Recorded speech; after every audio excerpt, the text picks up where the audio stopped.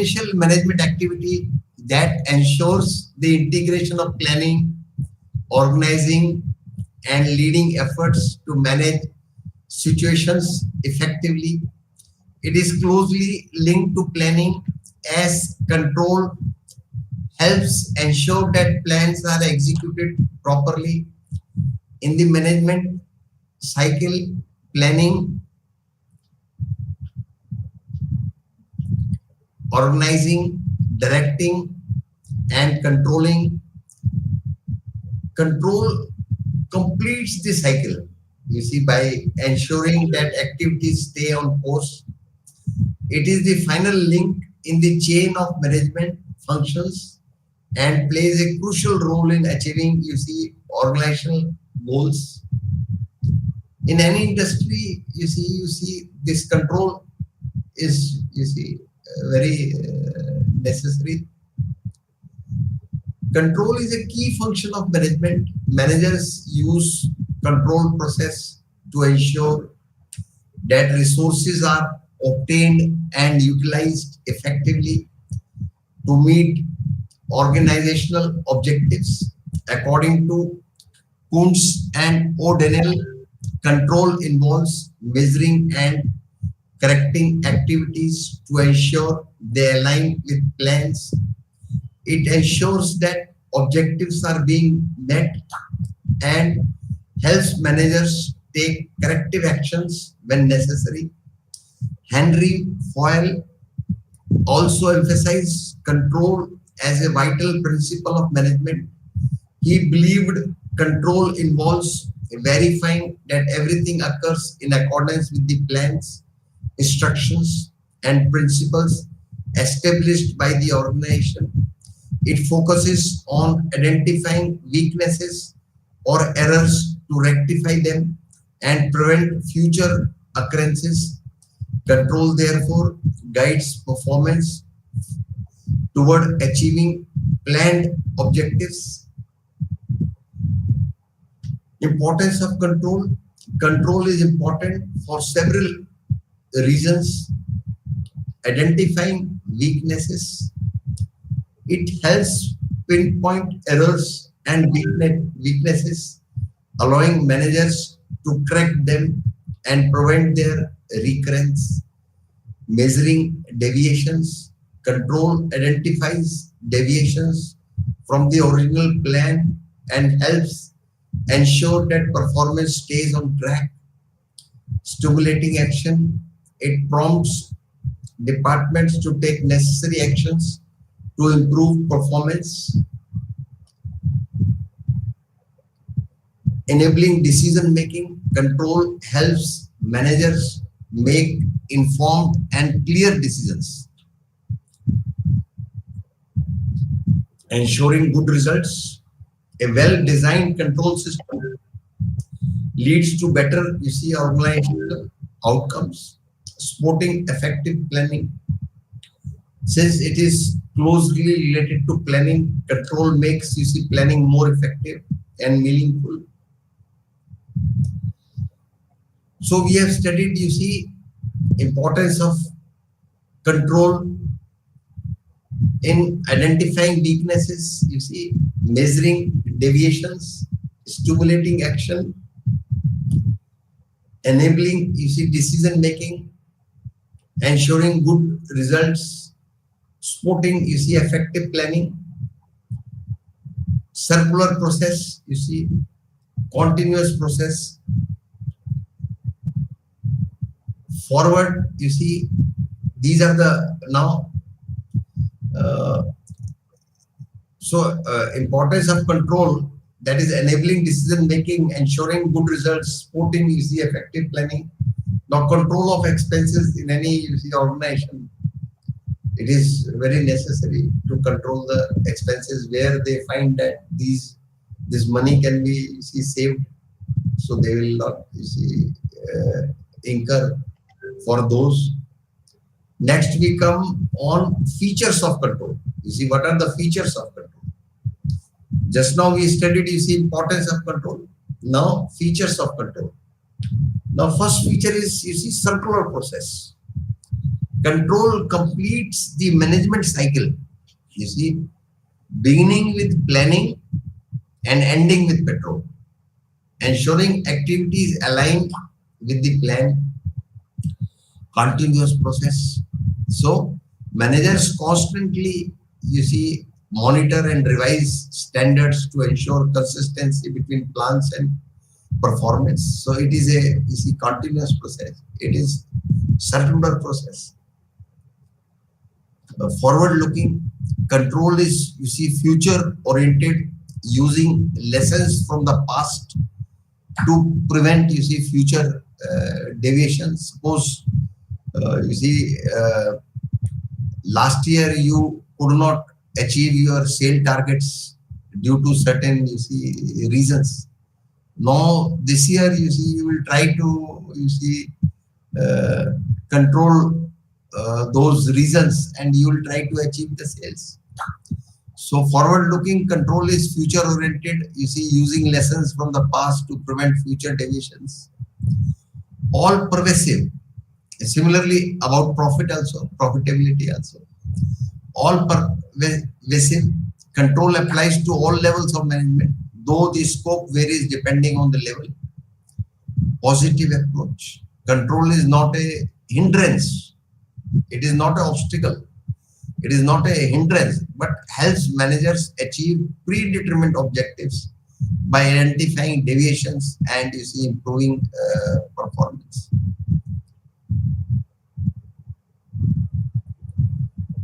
The control process consists of 5 key steps. First step is, you see, establishment of standards. Standards are the benchmarks against which future performance is, you see, measured.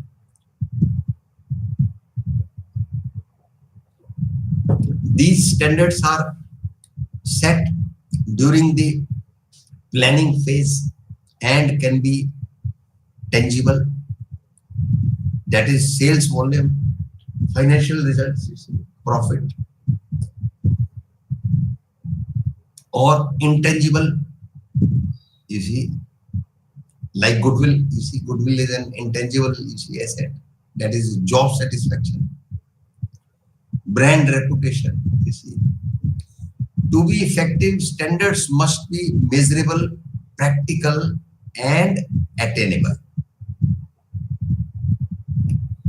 Next is, you see,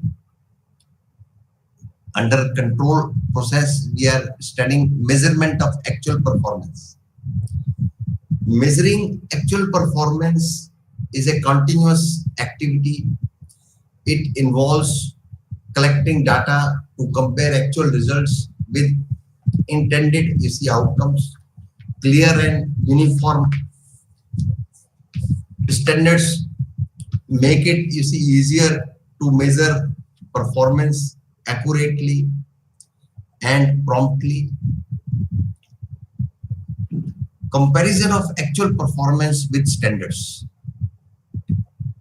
That is the, you see, next step in the control process. Once performance is measured, it must be compared with the original standards. You see, whatever are the standards, it should be compared with those standards. If performance meets or exceeds the standards, higher targets can be, you see, set. If deviations occur, corrective actions must be taken, with minor deviations being acceptable and major, you see, deviations requiring serious attention of the management. You see, if there is major differences there, then management will think that how can we, you see, make the deviation minimum, or we can, you see, our performance, you see, can surpass the targets. Taking corrective action, you see, that is another step in the control process. If deviations are observed, managers must take corrective action. This may involve simplifying processes, adopting advanced tools, restructuring the organization, or improving communication. The goal is to ensure that performance aligns with you see, planned objectives. You see, whatever we have planned, you see, so our performance should be according to that only. If suppose we have planned that we will achieve this much sales, so we should be near about that. Then feedback. Feedback is a vital, you see, part of the control process. Positive feedback indicates that performance standards have been met, while negative feedback, you see, prompts corrective action. Feedback helps, you see, motivate employees and, you see, guide performance toward desired, you see, outcomes.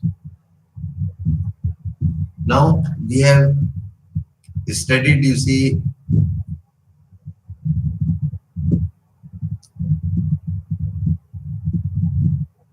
the control process we have studied, then control as a feedback system. Now we are studying, you see, essentials of a good control system. Now a good control system has several, you see, key characteristics. Number one is suitability. Control should be, you see, tailored to specific units or departments, as different functions have different needs. Flexibility. Control systems, you see, must be adaptable to changes in standards or external conditions. Timely reporting. A good system provides immediate reports on deviations, allowing for quick corrective action. Forward-looking. Control should help, you see, prevent future deviations by learning from past mistakes. Simplicity. The system should be easy to understand and use. Remedial action. It should allow managers to take corrective action when deviations are detected. Affordability. Control systems should be, you see, cost effective and within the organization's reach. Then selectivity. Control should be focused on critical points where performance can be, you see, measured and managed more. Next is objectivity. Accurate, objective, and measurable data are essential for taking corrective actions in a timely manner. Now, so under essentials of control system, we have studied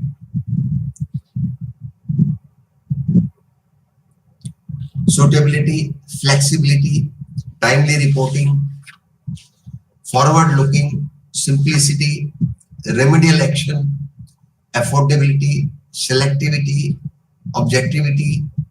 Next we come on types of control. The first type of control is, you see, feed forward control. Feed forward control aims to prevent problems before they occur, focusing on operations before they begin. Examples include regular maintenance of machinery and automobiles to prevent operational issues, or standard cost control, which checks product cost before production starts. Next type of control is concurrent control. Concurrent control takes place during the actual operation.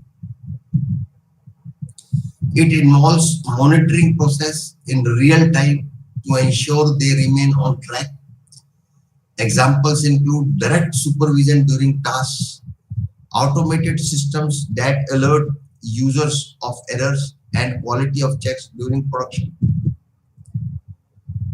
Third one is feedback control.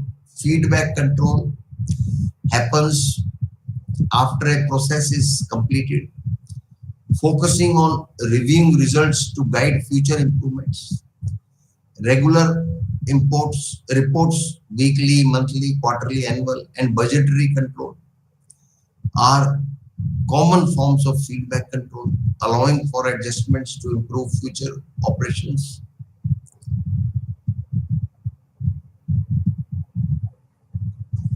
So we have studied types of control: feedback control, concurrent control, feed forward control. Now, next is our internal control. Under internal control, preventive controls, preventive controls are designed to reduce the likelihood of errors before they, occur. These controls ensure that company standards are maintained. Examples include pre-approvals for client visits, travel authorizations, and access controls like passwords. Next is, under internal control, next comes is detective control.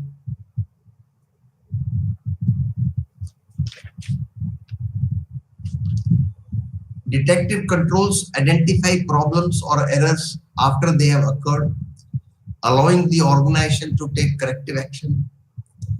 Examples include reviewing budget expenditures, monitoring departmental transactions, and maintaining inventory checks. Next, we come on, techniques of control. The first technique is, Gantt chart. A Gantt chart helps managers plan and control projects by showing each process and its timeline. It allows them to compare actual progress with expected performance and take corrective actions if necessary. It is a comparison of actual progress, with expected performance. What is the actual figures? What actual figures you have, achieved, and what you were to achieve. That you have to see in the form of, chart. It is like, preparation and planning, develop proposal, approve proposal, recruit team, develop and test, specify details, develop prototype, approve prototype, develop and test, beta version.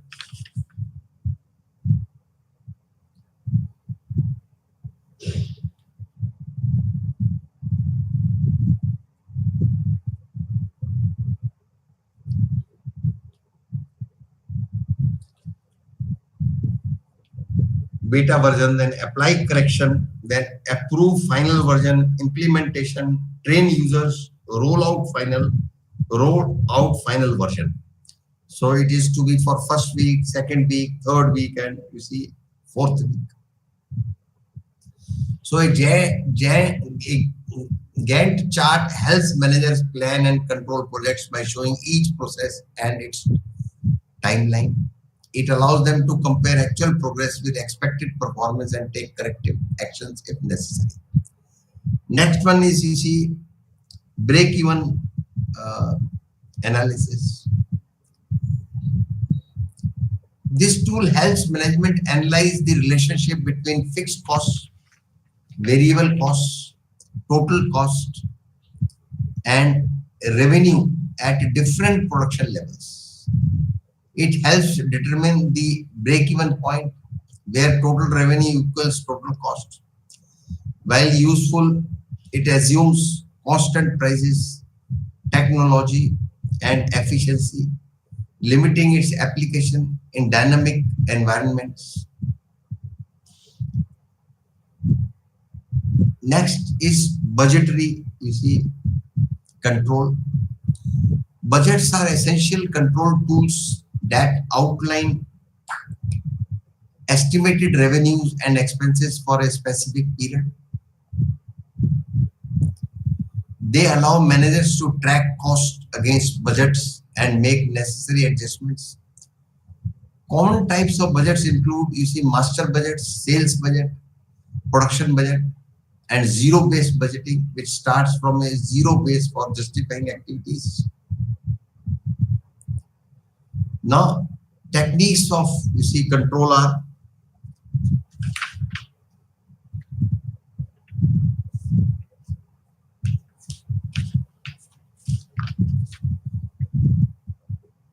program evaluation and review technique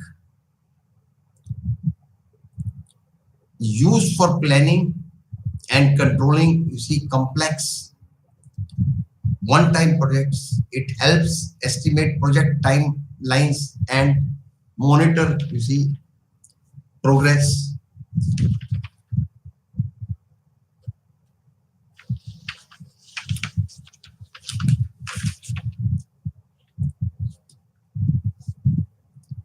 It is a network technique which is appropriate and for planning and controlling the complex and unique projects.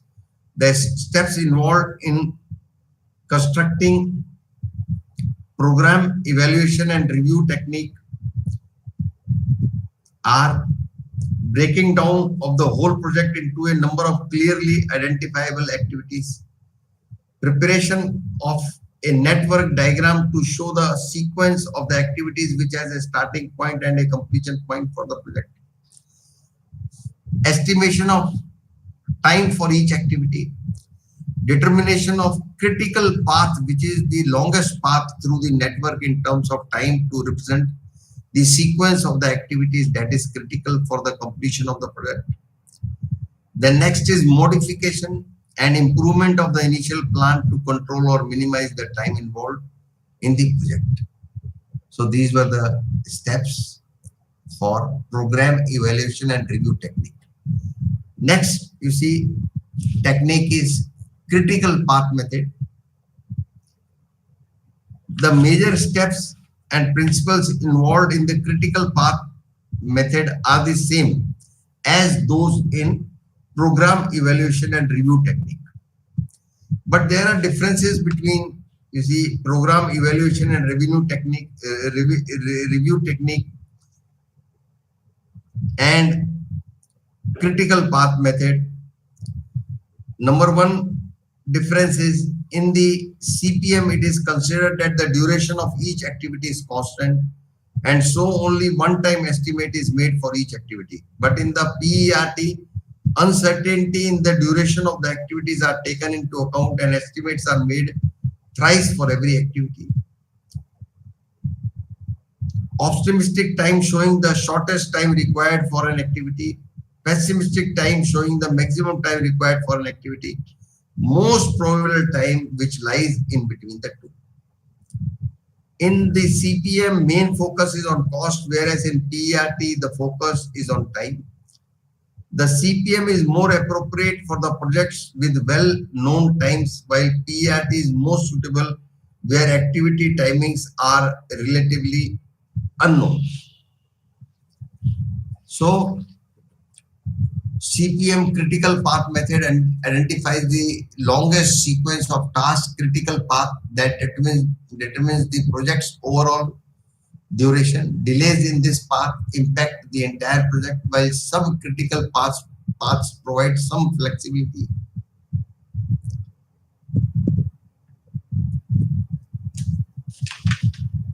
Next, we come on, additional control. Other control methods include internal audit, special reports, confidential reviews, and information systems, information technology and management information system that provide data for effective management control. Personal observation also plays a key role in assessing performance. So in controlling, we have studied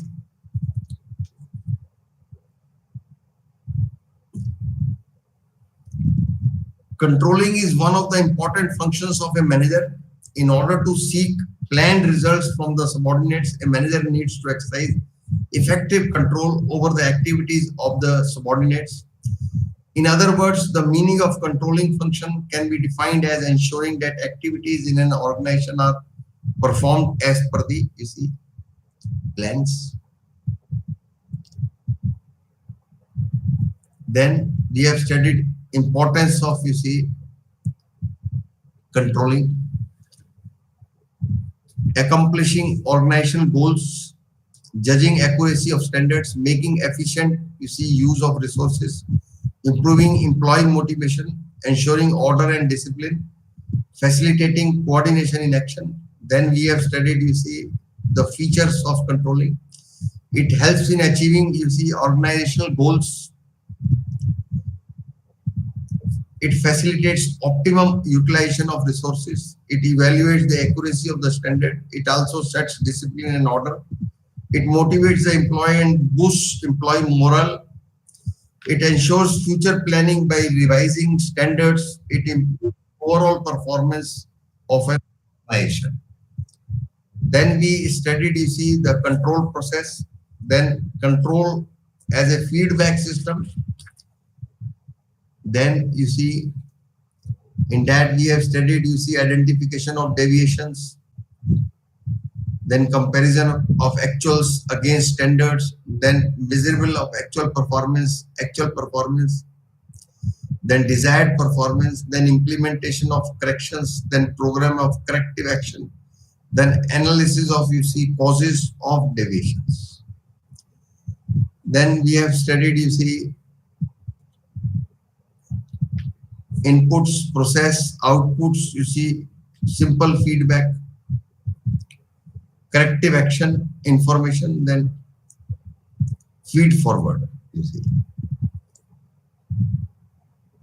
Then we have studied, types of control, feedback control, concurrent control, feed forward control.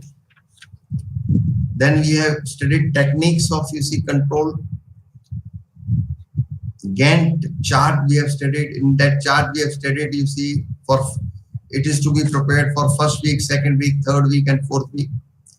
And the items are develop proposal, approve proposal, recruit team, develop and test, specify details, develop prototype, approve prototype, develop and test beta version, apply correction, approve final version, implementation, train users, roll out final version. Then we have studied break-even analysis. Break-even analysis helps in identifying that volume of sales at which a company is neither earning any profit nor is incurring any loss.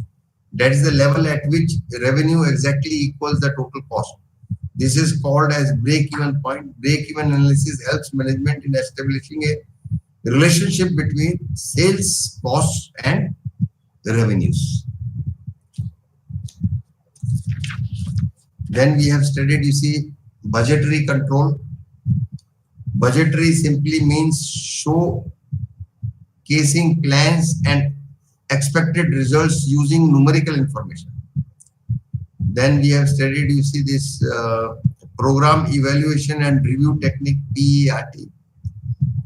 So it is a PERT, it is a network technique which is appropriate for planning and controlling the complex and unique projects.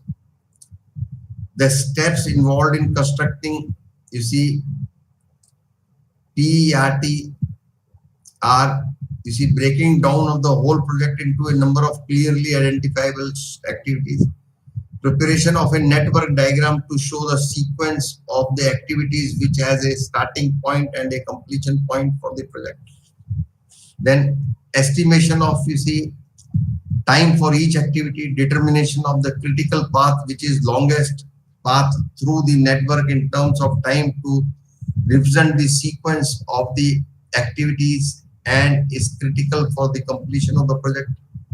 Then modification and improvement of the initial plan to control or minimize the time involved in the project. Then we studied critical path method, CPM. The major steps and principles involved in CPM are the same as those in PERT, but there are differences between PERT and CPM. In CPM, it is considered that the duration of each activity is constant, and so only one time estimate is made for each activity. But in PERT, uncertainty in the duration of the activities are taken into account and estimates are made thrice for every activity. Optimistic time showing the shortest time required for an activity, pessimistic time showing the maximum time required for an activity, and the most probable time which lies in between the two. In the CPM, main focus is on cost, whereas in the PRT, the focus is on time. The CPM is more appropriate for the projects with well-known times, while the PRT is most suitable where activity, timings are relatively, not known. So this was about, controlling. So other control methods include internal audits. Internal audit, is very necessary. For example, in a bank, internal audit, the auditors are from the bank only and they check, they know all the procedures of the bank. So they check, they go to the branches and check whether the branches are following bank's rules and regulations or not. Then audit reports are there, special reports are there. Internal audit, external audit, then financial results are there, 31st March every year. So those accounts are also audited. So auditors give report also. Then confidential performance reviews. Then information system and management information system that provide data for effective management control. Personal observation also plays a key role in assessing the performance. So this is all about the control. Now we come on, leading and motivating. This is the unit 8. Now, introduction to leadership. Leadership is the process of influencing people to willingly strive toward group objectives. It involves the interaction between the leader, the followers, and the situation. Leadership is not limited to specific organizations like businesses or educational institutions. It can occur in any setting where influence is at play, whether in a family, workplace, or in community. Anyone trying to influence others is in essence playing the role of a leader, and the people they are influencing become followers. Leadership can happen, between a boss and subordinates, colleagues, or even friends and family members. The style of the leader influences the attitudes, behaviors, and commitment of the followers. Next is, motivation in leadership. Motivation is the inner desire or drive that prompts an individual to take, action. It stems, from needs, desires, and goals, which shape behavior and push individuals toward achieving certain objectives. A leader's role involves influencing individuals' behavior toward achieving, common organizational goals.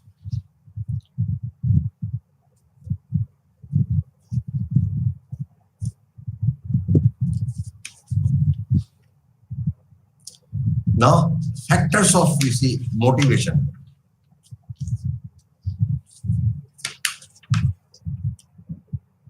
Now, first factor is money. Financial incentives like, salary, bonuses, and commissions are the most commonly used motivation tools.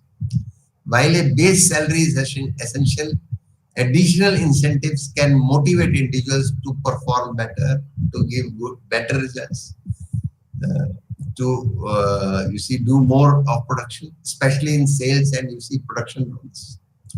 Status and recognition. Beyond financial rewards, individuals seek recognition and status through their work. A person's position in the organization, the number of people reporting to them, and non-monetary perks like a company car or club memberships can serve as strong motivators. Next is, you see, work environment. The ambience should be very good, you see. The physical environment in which a person works also plays a critical role in motivation. Comfortable, well-equipped and pleasant workplaces encourage production and satisfaction. Then personal relationships, positive relationships with colleagues, subordinates and superiors at work enhance motivation. Friendly, sportive interactions foster job satisfaction, while strained relationships can lead to, you see, disengagement. Leaders, now motivational strategies for leaders. Leaders must find common motivational, you see, factors that apply to diverse individuals in an organization. Motivational elements can be integrated into various aspects of work, such as the design of jobs, rewards, relationships, and the physical environment. Work design and content. The actual design of the work itself can motivate, you see, individuals. Jobs that allow same level of creativity and decision making can boost self-confidence and job satisfaction. Involving employees in designing, you see, their job objectives increases the likelihood of commitment, you see, to those, you see, goals. Now, qualities of effective, you see, leaders.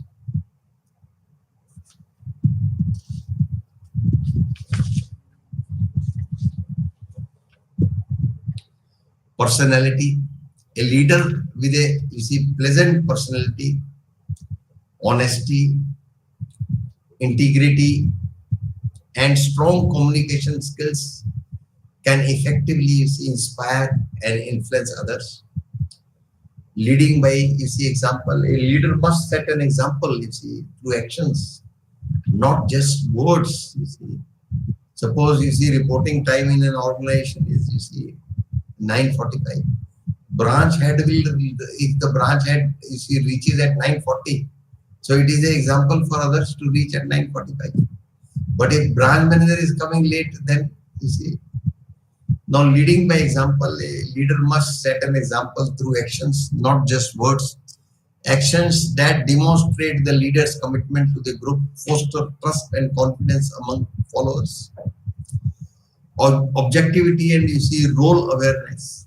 An effective leader remains, you see, objective, guided by the organization's goals rather than personal interests. They must, you see, balance personal relationships with professional responsibilities. Now, situational leadership. Leadership is not a one size fits all concept. A leader's effectiveness depends on the situation they are in. For example, in some, you see, cultures, a paternalistic approach works well, while in others, like in the West, a more professional, task-oriented, you see, relationship is preferred. Leaders must adopt their style to the needs of the situation. Leadership styles. Leadership style refers to the manner in which a leader influences and guides their followers. Several studies have been, you see, conducted to understand different leadership styles, each providing insights into how leaders can impact their followers and organizational outcomes.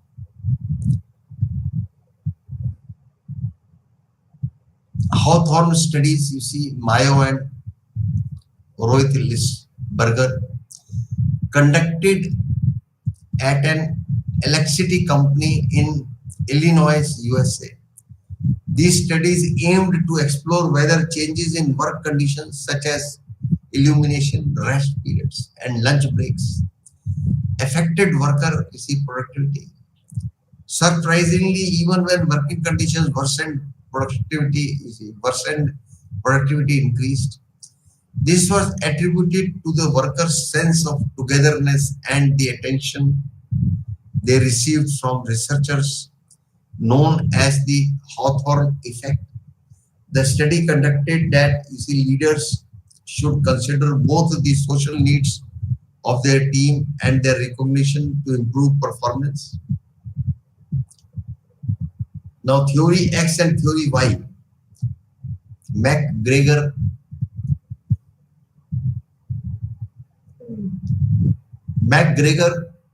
categorized leadership into two styles. Theory X.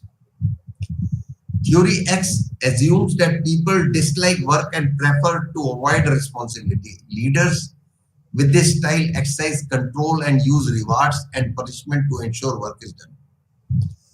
Theory Y assumes that people find satisfaction in work and will take responsibility in their personal and organizational goals align. These leaders encourage self-direction and intrinsic, motivation in their team. Now, theory X, assumes that people dislike work and prefer to avoid responsibility. Nobody likes to take the responsibility. Leaders with this style exercise control and use rewards and punishment to ensure work is done. Theory Y assumes that people find satisfaction in work and will take responsibility if their personal and organizational goals align. These leaders encourage self-direction and intrinsic, motivation in their team. Now, Loa leadership studies, the study explored 3 leadership styles with groups of 10-year-old boys. Authoritarian, leaders were, directive, focusing solely on tasks, while effective for control. It led to aggressive and hostile, behavior. Democratic leadership. Leaders encouraged, participation and collaboration, which was preferred by the majority of the boys and led to more harmonious group interactions. Then laissez-faire leadership. Leaders offered no guidance, allowing complete freedom, which led to confusion and lower productivity. Now, McKagan studies in leadership styles.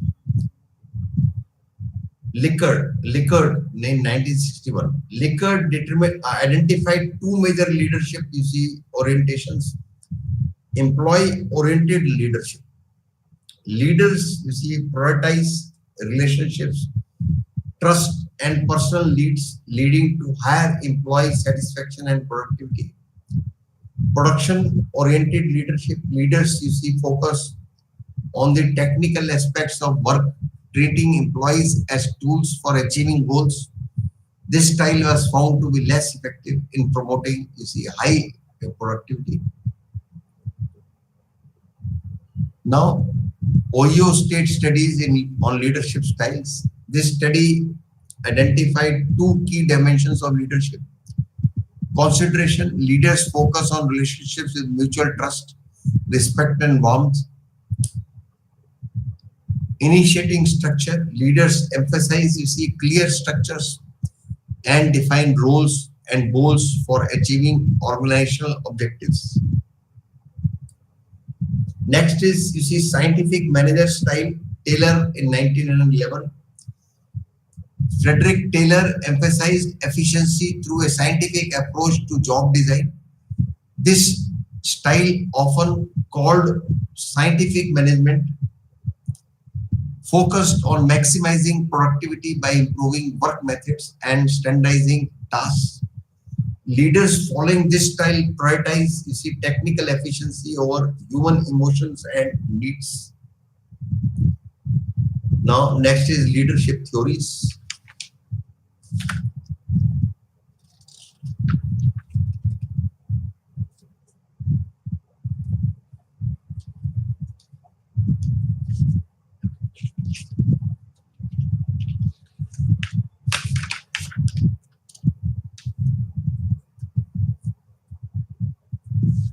Leadership theories.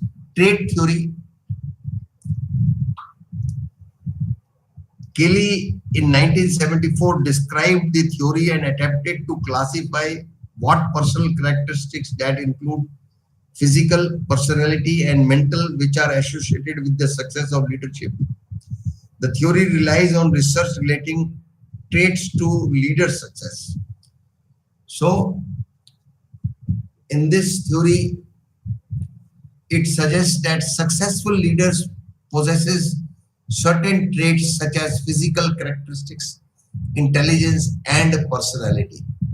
Traits like decisiveness, self-confidence, and aggressiveness are often linked to leadership success. However, this theory has limitations as it ignores situational factors and follower influence. Next is group and exchange theories. Hollander and Julian,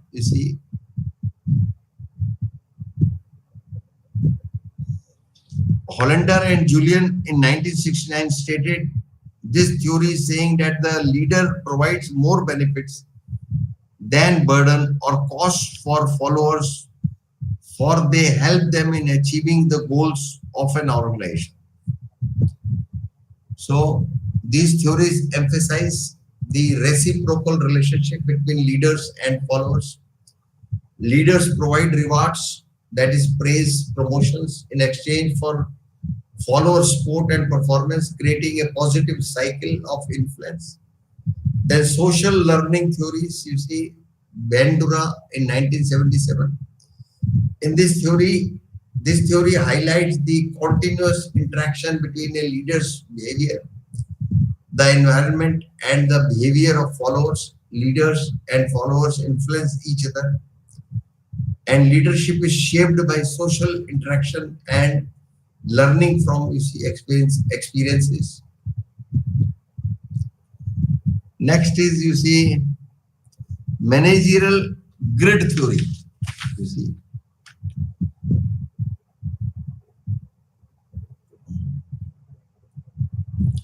This theory suggests that the most effective leaders balance concern for people and concern for tasks. Leaders with a high level of both are seen as the most successful.